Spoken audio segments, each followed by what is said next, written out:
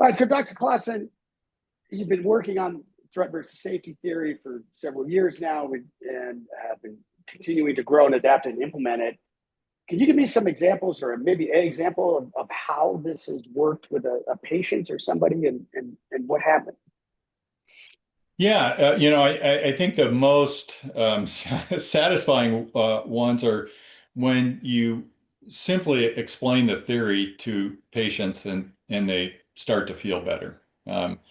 And I won't ever say cure because, again, we're on the sliding scale, right? It's not a bug. It's not something that we cure. We're on this sliding scale of physiology from threat to safety. So, what people also need to understand is, as we've said before, threat is inevitable in the world. And when the threat load gets high, they're going to experience these same type of symptoms.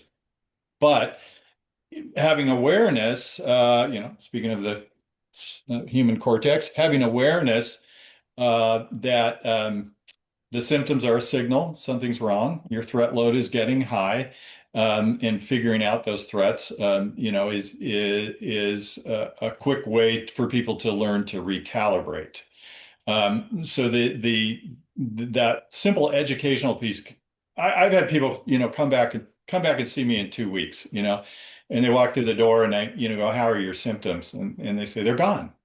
I have none, and I go, okay, great. Not expecting that. So sometimes the information, which is strictly the cognitive input, is extremely helpful. However, the slower process is to start going through the different levels, the different categories of threat, and figuring out where the threats are and what can we do about them. And it's as you have pointed out before, is the best thing to do is to go for the low-hanging fruit, and the things that we're capable of doing relatively easily. And we can offer what I call biohacks. We can do some things with medications that can kind of prompt a response. There are a lot of other activities that we can do that promote safety physiology. And we start down that road, down that path. Where it gets more difficult is, when people have had really severe historical threats, um, and and their code, their epigenetic code, is challenging to shift, or people who are, living in true desperation, without good finances, maybe even trying to raise children, maybe living in their car, and those are things that we can't fix in a clinician's office. And that's very frustrating, that, it becomes, um, emotionally difficult, I would say, at times to realize how much doctors can actually do in this scenario. And I have frequently said that our politicians have a better opportunity to fix our political system, um, our culture, our society, than physicians do, than clinicians do. And so in some ways that's a little, it's a little bruise to the ego, right? That we can't play God, we can't fix everything. Um, and that a politician has more power to make people healthy in this world and happy in this world than I do. Don't don't tell them that. Yeah, yeah. We seem to be going in the wrong direction right now in Right. terms of, the theory itself, where We talked briefly about, Darwinian concepts. One of Darwin's concepts was, competition and the survival of the fittest, but another concept, very Darwinian, and I'd argue it's actually within our Constitution, and the greatest evolutionary leaps come with cooperation and adaptation, not with conflict and competition. And I think that we have to really recognize, that there's always the two sides. There's the threat and the safety. There's capitalism and socialism, and we have to find that balance. So it is. There are some very rewarding, you know, outcomes in applying the theory, but there are also some huge disappointments in that we can only do so much. I Yeah. think to point out there, though, is in our desperation not to go down false pathway of more pills and more procedures, to try to cure this problem of chronic disease, disability, pain, and suffering. Yeah, it sounds like as we're running out of time, and I'd hope to have you back in order to talk about specific interventions and tools and things we could do, because today we just talked about bigger picture and there's a ton to this. But it sounds like what you're really saying is that this can't continue to be an approach where we look at taking it down to a binary space. It's we can.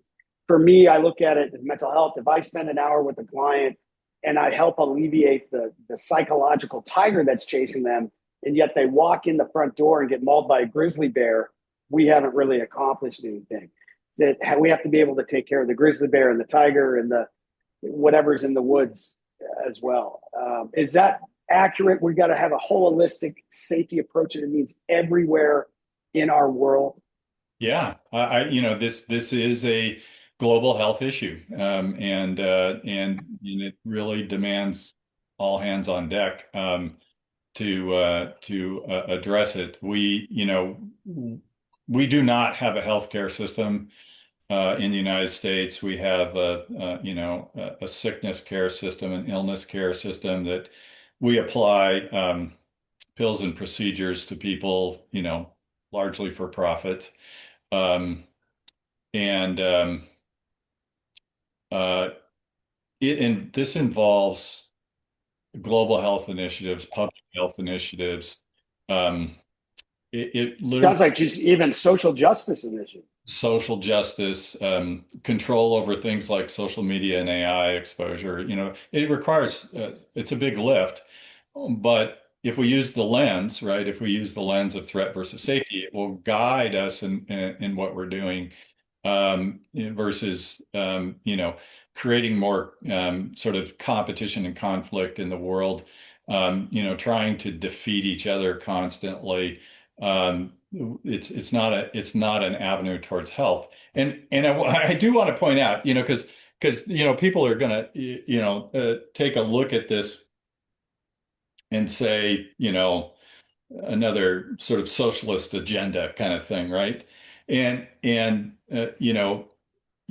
yes, in part, and even our Constitution indicates that the role of government is to look out for the general welfare of the population, right? We have a Bill of Rights that's very focused on the individual, but the only time that we really need to have a true sense of self and stand alone as an individual in the world and defend ourselves is when we're in threat. When we're not in threat, the need for a concept of self really dissipates. Um, Hmm. and so, yes, we need to protect the individual. Yes, we need our individual rights. We need our civil liberties. But we can't forget that the role of every species is to protect and propagate the species genetic code, not the individual. And so we have to do that.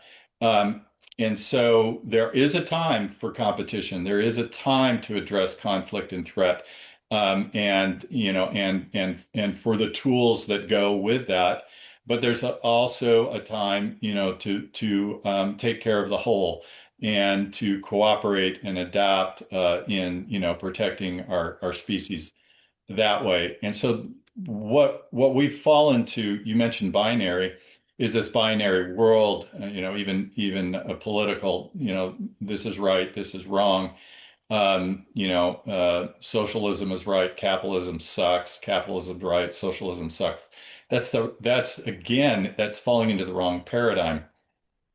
There are certain things in this world that socialism does better, right? Healthcare happens to be one of them. National defense is another. Interstate Education. education, interstate highway transportation, and traffic control, right? Yeah, air traffic control. Yeah. Yes, Well, not sometimes we tried it without anybody doing anything, and it that's doesn't less successful. it doesn't work well. So we need that, what I keep saying, and for allocation of resources, capitalism, socialism is not very good. Capitalism is really good. What do people need? What do they want? We've got to use that. So I keep saying we have to stop blunting the swords of capitalism, and the swords of socialism. And we have to spend time sharpening the swords of capitalism and the swords of socialism so that they can be applied to where they work the very best and with precision, right? Not with waste, fraud, abuse, things like that. So I am not not here to push a socialist agenda by any means. I'm here to have capitalism, socialism work the best it can for all of us, and we can analyze that. It isn't that hard, right? Anyway, go ahead. Well, I think you talk about this in the book. It's not, or maybe it's my book, but we talk about it in a book somewhere. I'm sure, Dr. Seuss. I love The Dr. the better, Book. Yeah. yeah, absolutely. I know So, he took a hit recently, but you got to look at the time. time and place. Yeah. I still like Um, Starbelly Sneetches. That has some profound lessons. the better butter war, right? You know, who butters their toast side up and toast side down? They go to war about it. Sounds something familiar. Yeah. Um, but we talk about this. It's not that you're talking about capitalism and socialism, or the more broad social contract and the way that we apply our government and we apply our communal thinking as a way. We often think about it as a way of wealth and divvying up wealth and divvying up quality of life. Let's call it that. But what you're really saying is threat versus safety seems to be saying is this is how you're going to not just get quality of life, but more importantly, longevity of life. And the one resource that we have that we know we only have so much time. It's the only thing we know is that we are born, as Camus would say, we're born, there's absurdism, and then we die. It would seem to me that the most precious gift may be that longevity, which comes with safety. And that may be a better way of looking at it rather than how do I have a bigger boat? Right. We have biological clocks now, right, that predict, sort of our trajectory of aging and when we're going to die. But, my argument is that age is it's chronological. It's simply the passage of time, and but the other component of aging is your threat load. Um, and those two factors have to be, put into this equation when we talk about longevity. And so, there's these things on the ends of our DNA called telomeres that sort of get clipped and are predictors of aging and death. What so there's a lot of focus on that. But what we know is that the telomeres can get longer when we're in safety. So, so there isn't a purity to that prediction. Time takes its toll, right? It just does. And we accumulate and compound threat over a lifetime. We get more coded for it. Um, but we have to look at the threat load and how it actually um, facilitates inflammation, degeneration, and accelerates the aging process. So this not only has to do with happiness and health, but with longevity as well. All right. So the book is Threat versus Safety Theory. Tell me where people can learn more about threat versus safety theory and your book, where they can get it, and any other information on the theory before we go. Yeah, it's going to be available Amazon and in bookstores, kind of the usual places to look for a book. The website is a resource. Um, there are other things out there that I've produced over time. There's some sort of crude, not crass, but just sort of unpolished videos on YouTube that actually sort of show this in evolution. I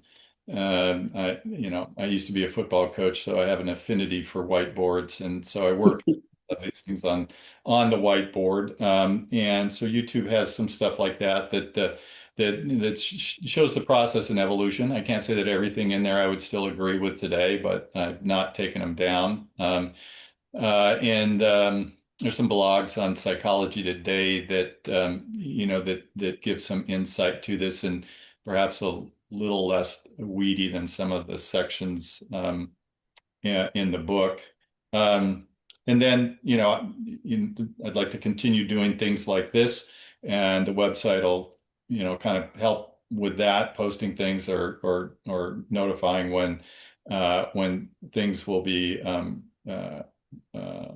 produced. And ultimately, I still have a fairly busy traditional work schedule, but we want to set up some more coaching sessions than necessarily clinical care sessions for people who are trying to get their arms around the concept and understand what to do.